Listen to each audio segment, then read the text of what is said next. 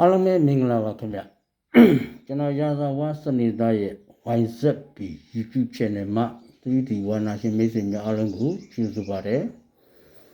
ကျွန်တော်တင်ပြတဲ့ 3D နဲ့ပတ်သက်တဲ့အတွေ့အခေါ်ယူဆပိုင်းကိုစိတ်ဝင်စားတယ်ဆိုလို့ရှိရင် subscribe လေးနှိပ်ပြီးတော့ like ပေးခြင်းဖြင့်အားပေးလို့ရပါတယ်ပေါ့နော်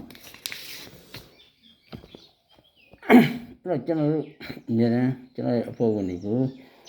ဒီဥကိုခုနှစ်ဆိုတဲ့ကဏ္ဍမထွက်ခင်တည်းကဒီဖရိဒီကျွန်တော်တို့ဒီနှစ်ကနောက်ဆုံးခွင့်ရပါကျူးစားပြီးတော့ကျွန်တော်ကလည်းကျွန်တော်မြင်တဲ့ဘိုင်းကိုပြီးခေါ်ပြီးတင်ပြမယ်ကျွန်တော်မမြင်တဲ့ဘိုင်းလည်းကိုယ်တိုင်ဉာဏ်ကုန်ပြီးတုံးနိုင်ရတဲ့ဒီစနစ်တွေကျွန်တော်ဖြန့်ဝေပေးထားတာရှိပါတယ်အဲဒီစနစ်ကလေးကိုအခုလည်းကျွန်တော်ရဲ့မိတ်ဆွေများကိုပြန်လည်မျှဝေပေးခြင်းပါတယ်ပေါ့နော်ဒီမှာ3ညထိပ်စီနောက်လုံးပေါင်းခုံလို့ရိုက်တယ်တနေ့2နေ့3နေ့4နေ့5နေ့6နေ့9နေ့ချပြီးဒုတိယကျင်3ညထိပ်စီနောက်လုံးပေါင်းခုံလို့ရိုက်တယ်တနေ့2နေ့3နေ့4နေ့5နေ့6နေ့9နှစ်လို့ချပြီးတော့တတိယကျင်မှာ3ညထိပ်စီနောက်လုံးပေါင်းခုံလို့ရိုက်တယ်သူ့ရဲ့နောက်ပေါ့နော်တနေ့2နေ့3နေ့4နေ့5နေ့6နေ့9နှစ်မြောက်ရှေ့တိုင်မရတာနောက်ဆုံးနှစ်ဖြစ်ပြီး2020ခုမှာ3ညထိပ်စီလာအောင်မလားနောက်လုံးပေါင်းခုံကို4ကျင်ဆက်ပြီးတော့တွဲအောင်မလားဆိုတော့မသေးကြမရရဘူးပေါ့နော်သို့တော့ဒီစနစ်ရဲ့ကွင်းဆက်ကိုလိုက်ရတဲ့အချိန်မှာပထမ3ညထိပ်စီနောက်လုံးပေါင်းခုံလို့ရိုက်9နှစ်စတိုက်လိုက်ရတယ်ဒုတိယ3ညထိပ်စီနောက်လုံးပေါင်းခုံလို့ရိုက်ပြီး9နှစ်စတိုက်ရတယ်စတိုက်လိုက်ရတယ်ပေါ့နော်အဲ့စင်တိုင်းကျွန်တော်တို့အများနဲ့လိုက်ကစားလာတာတတိယ3ညထိပ်စီနောက်လုံးပေါင်း9နှစ်စတိုက်6နှစ်ပြီးတော့ဒါဒီနှစ်ကနောက်ဆုံးခွင့်ရပေါ့နော်ဒီနေ့ဆက်မှာထူးခြားချက်ကဒီ3ညထိပ်စီနောက်လုံးပေါင်းခုံလို့ရိုက်ပြီးနောက်9နှစ်မြောက်ရောက်တဲ့အချိန်ဒုတိယကတ်ကိုမဲ့ခင်တာနောက်ဆုံးနှစ်ပေါ့နော်ဒီမှာဒီနှစ်ထဲမှာသူ့ရှိနှစ်ကဒီ3ညထိပ်စီနောက်လုံးပေါင်းခုံလို့ရိုက်တဲ့နှစ်ထဲကလည်းကနန်းထွက်တယ်ဒီနှစ်ထဲကနန်းလည်းလိုက်ထွက်တယ်ဒီနှစ်ထဲကနန်းလည်းလိုက်ထွက်တယ်ဒီနှစ်ထဲကနန်းလည်းထွက်တယ်ဒီနှစ်ထဲလည်းထွက်တယ်ဒီထဲနှစ်ကလည်းကနန်းကလိုက်ထွက်တယ်ဒီနှစ်ကလည်းကနန်းကလိုက်ထွက်တယ်ဒီဘက်နှစ်ထဲကနန်းဒီဘက်နှစ်ထဲကိုနော်ရှေ့9နှစ်လုံးကကနန်းနေမပြတ်မကွက်လိုက်ထွက်တာကိုယ့်ကိုပြန်စစ်နော်ဒုတိယကမှလည်းဒီတိုင်းပဲဒီနေ့တည်းကိုသူရှိ1နှစ်2နှစ်3နှစ်4နှစ်5နှစ်6နှစ်9နှစ်လုံးကခဏနေမပြတ်မကွက်လိုက်တတ်တာနှစ်တစ်နှစ်ရဲ့ထွက်ပြီးသားကဏ္ဍတွေကအနည်းဆုံးတစ်ကွက်ကမပြတ်မကွက်လိုက်ထွက်တယ်တစ်ကွက်တည်းပိုးထွက်တာလည်းရှိတယ်ပေါ့နော်အဲ့တော့ဒါတတိယကနောက်ဆုံးခွင့်ရေးဒီ2026ထဲမှာ2025ကဏ္ဍလည်းထွက်ရမယ်24ကဏ္ဍလည်းထွက်ရမယ်23ကဏ္ဍလည်းမပြတ်မကွက်လိုက်ထွက်မယ်22ကလည်းထွက်ရမယ်21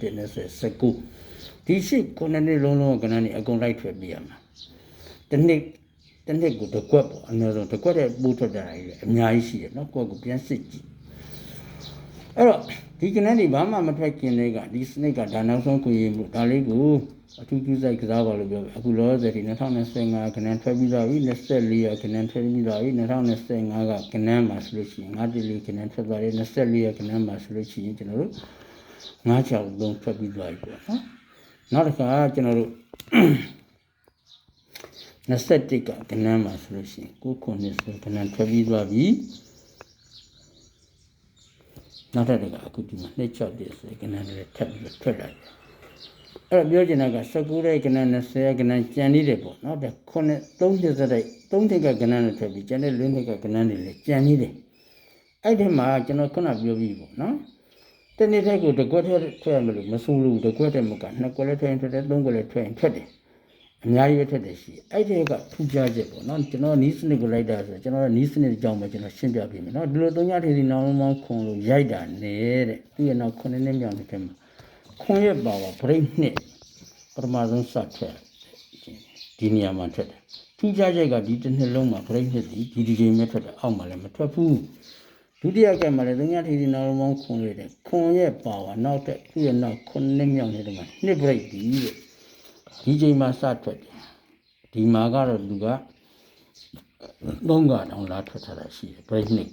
အဲ့တော့ဒီနေ့တည်းမှာပထမဆုံးစထွက်တယ်ဒီချိန်နဲ့ပဲထွက်ခဲ့တယ်ဒါကိုကျွန်တော်တို့သဘောကျတယ်အဲ့တော့ဒီနေရာမှာဒီချိန်နဲ့ပဲထွက်ခဲ့တော့ပထမဆုံးထွက်တဲ့ break နှစ်ကနန်းပထမဆုံးထွက်တဲ့ break နှစ်ကနန်းဘလူးစနစ်နဲ့လာတယ်ကျွန်တော်တို့ဒါကိုထောက်တာပေါ့နော်အဲ့ဒီနေရာမှာပထမဆုံး break နှစ်လို့ထွက်တဲ့ကနန်းဒီတဲ့1နှစ်2နှစ်3နှစ်4နှစ်5နှစ်မြောက်ကထွက်ခဲ့တဲ့ break နှစ်ကနန်းကနေနဲ့ပေါ်ပြရတာတဲ့ဒါဆိုဒုတိယက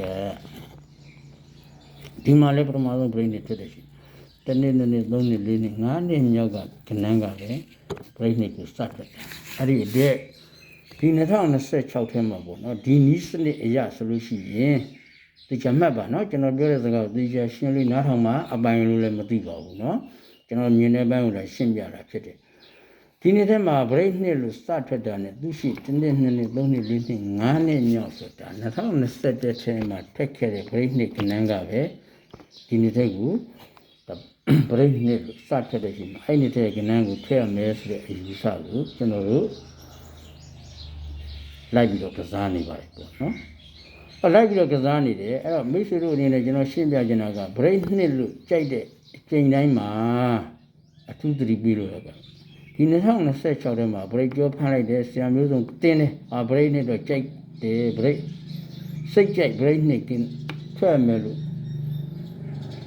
မိတ်ဆွေတို့စိတ်ဝင်စားတဲ့အချိန်တိုင်းမှာအခုကျွန်တော်ပြီးတဲ့သတိပြီးတဲ့ကဏ္ဍလေးပေါ့နော်2021ထဲကထွက်ခဲ့တဲ့ကဏ္ဍသည်3ခွက်ထဲပဲရှိတာပါခွန် break နဲ့ပတ်သက်ပြီးခွန်8ခွန်ဆိုတစ်ခွက်ထက်ထားရှိတယ်ခွန်9 3ညဆိုတစ်ခွက်ထက်ထားရှိနောက်က3ခွန်2ဆိုထွက်တာဒီ3ခွက်ထဲပဲထွက်တာဒီ3ခွက်ထဲပဲထွက်တာဖြစ်တဲ့အတွက်ဒီကောင်ဒီအမှုကွက်ဖြစ်တဲ့3ခွက်ဒီကောင်ဒီဗီဇာဖြစ်တဲ့အတွက်6ခွက်ဒီကောင်ဒီဗီဇာဖြစ်တဲ့အတွက်6ခွက်6ခွက်6ခွက်ဆို12ခွက်ဒီ3ခွက်နဲ့ပေါင်းမှာဒဲ15ခွက်လိုက်ထိုးရတဲ့စနစ်ပေါ့နော်ကြိုက်နေတဲ့3ကြည့်ပါ break နှစ်ကြိုက်တိုင်းဒဲ15ခွက်အဲ့တော့ဒီချမှတ်ပါနော်ဒါကျွန်တော်တို့အယူဆပိုင်းကိုရှင်းပြအကယ်၍ break နှစ်တော့ထွက်သွားပြီဒီနေ့ထဲကနေမထွက်ဘူးဆိုဒီစနစ်ဒီဒါကျွန်တော်တို့ပြီးဆုံးသွားပြီပေါ့နော်မအောင်တော့ဘူးယူဆလို့ရပါတယ်အဲ့တော့အခုချိန်ဒီ break နှစ်ကလည်းမထွက်သေးတာဖြစ်တဲ့အတွက် break နှစ်စထွက်တဲ့အချိန်မှာဒီစနစ်ကိုကျွန်တော်တို့အကြိုက်လိုက်နေတယ်အကယ်၍မိတ်ဆွေတို့က break နှစ်ကြိုက်တယ်ဆိုလို့ရှိရင်တဲ့15ခွက်1000မှ15ခွက်ကိုလိုက်ထိုးရတာ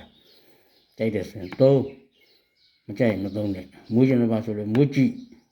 ကျွန်တော်ပြောတာရှင်းပါပါနော်မွေးကျင်တယ်ဆိုလို့မွေးကြည့်သို့တော့ break နှစ်လို့ထွက်သွားပြီးတဲ့အချိန်မှာဒီကနန်းမဟုတ်ဆိုရင် cancel ဒါဒီစနစ်ကျွန်တော်တို့မအောင်ဘူးလို့ယူဆတာ break နှစ်မထွက်သေးတဲ့အတွက်ဒီစနစ်ကိုကြိုက်ရင်သုံးကြည့်ပါအပိုင်ရလို့မရှိပါဘူး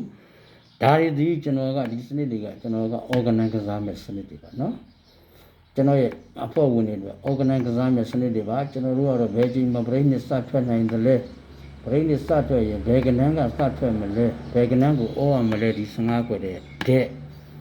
ကျွန်တော်ရွေးချယ်ထားတာရှိပါတယ်ဒီကွက်ထဲပဲကျွန်တော်ထိုးမယ်အကြိမ်ကြီးလည်းကျွန်တော်ဖမ်းထားတယ်